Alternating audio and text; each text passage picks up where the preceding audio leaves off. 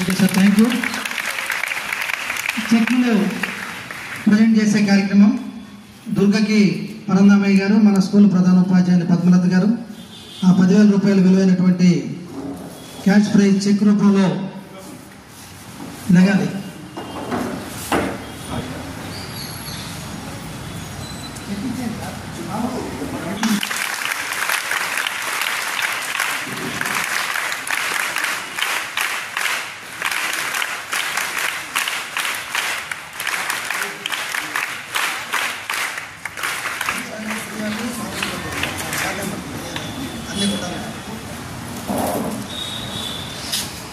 కరిష్మా మా నెక్స్ట్.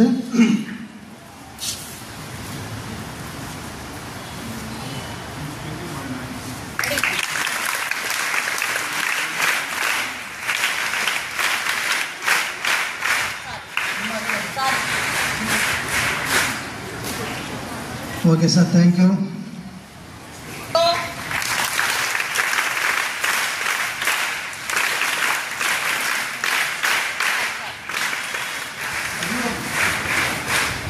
ఈసారి ఇంటర్లో మేము చెక్ తీసుకుంటామనే వాళ్ళు ఒకసారి చేయొద్దని అనుకుంటున్నారు, చూద్దాం.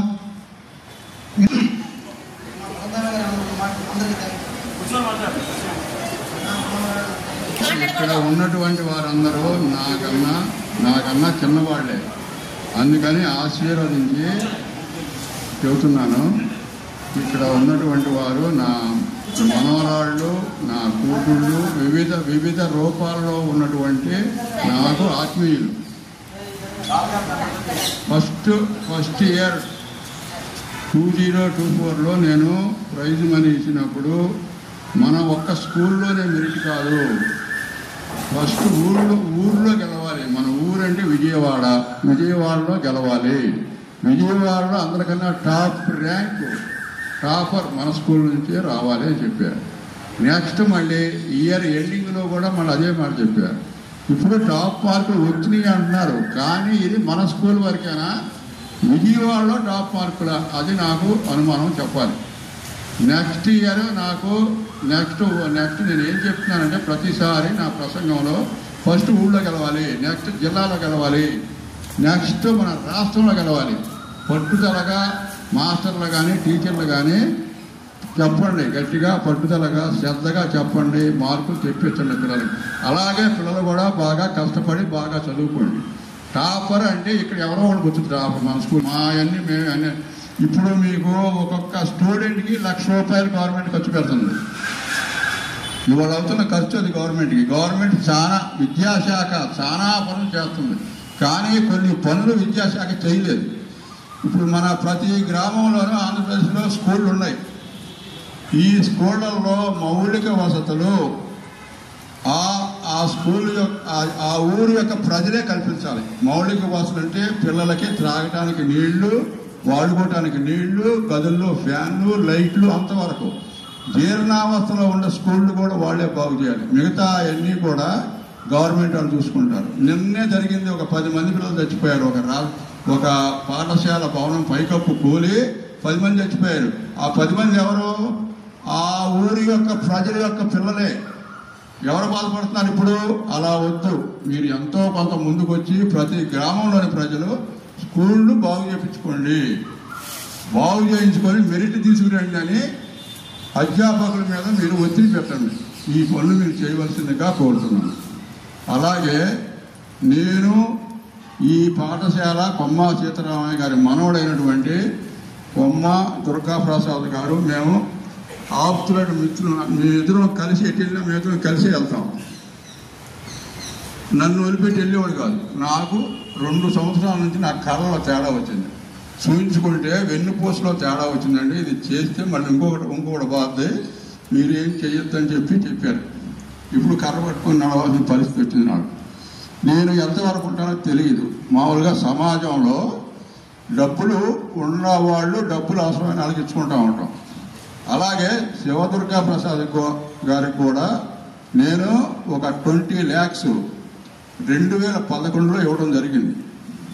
ఆయనతో చెప్పా, నాకు ఆరోగ్యం పోయింది, ఇప్పటికి 25% డిస్లోకేట్ నీ కాళ్ళు చప్పట్లు పడుతున్నాయి, ఇప్పుడు ఇది ఇంకా 50% దగ్గరికి వచ్చి నడవలేని. అందుకని తొందరపడి నా డబ్బులు నాకు ఇస్తే నేను అందులో మీరు ఎంత లెక్క కట్టి ఎంత అయితే అంత మీరు నేను బతుకుండగానే అయితే ఇచ్చింది నేను పుచ్చుకున్న మీరు 50% మీ తాతగారి స్కూల్కి నేను ఇవ్వదలుచుకున్నా. అప్పుడు వీళ్ళు దాన్ని ఫిక్స్డ్ డిపాజిట్ చేసుకుంటే దాని మీద వచ్చే వడ్డీతోటి ఈ స్కూల్ రన్ అవుతుంది, అన్నింటికి సరిపోదు. అలాగే 25% విఎంసి స్కూల్ పక్కనే దానికి ఇవ్వాలనేది నా కోరిక. అలాగే ఇంకొకటి ఉంది నాకు, ఈ ముగ్గురు కూతుళ్ళు అంటాడు నాకు. మూడోది అంటే అవధూత హాస్టల్ వాకింగ్ ట్రాక్, అది కార్పొరేటర్ గారు మెయింటైన్ చేస్తున్నారు. 25% ఆమెకు ఇవ్వాలనేది నా కోరిక. నేను బతుకుండగానే ఇస్తే నేను సంతోషిస్తాను, డిలే చేయకుండా. ఒకవేళ నేను పోయిన తర్వాత ఇస్తే మీరు 50 + 25 + 25 ఈ రేషియోలో వీళ్ళకి ఫిక్స్డ్ డిపాజిట్ చేసి ఆ వడ్డీ వచ్చే విధంగా చేయవలసిందిగా కోరుతున్నాను. Okay, thank you sir.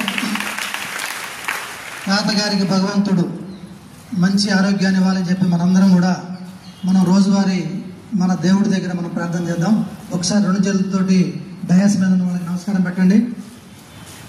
Thank you sir చెప్పండి. జనగమన పాడుకుందాం, అందరం లైన్లో మన క్లాస్కి వెళ్ళిపోతాం. Thank you very much sir. ప్రతి ఒక్కరికి కూడా సతీష్ గారికి, పద్మ గారికి, పరందామయ్య గారికి. రావిపాటి పరంధామయ్య గారు మరి ఇంటర్ విద్యార్థులకి, అలాగే 10th క్లాస్లో అత్యధిక మార్కులు సాధించిన తేజస్విని, ఇంటర్మీడియట్ దుర్గా, కరిష్మాలకి మొత్తం 30,000 రూపాయల నగదు అందజేయడం జరిగింది.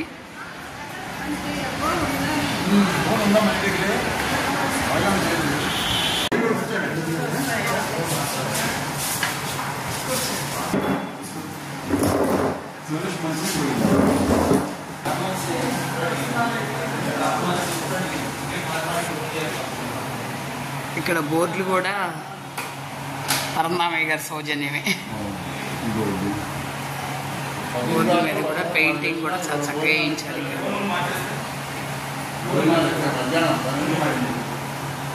ఇక్కడ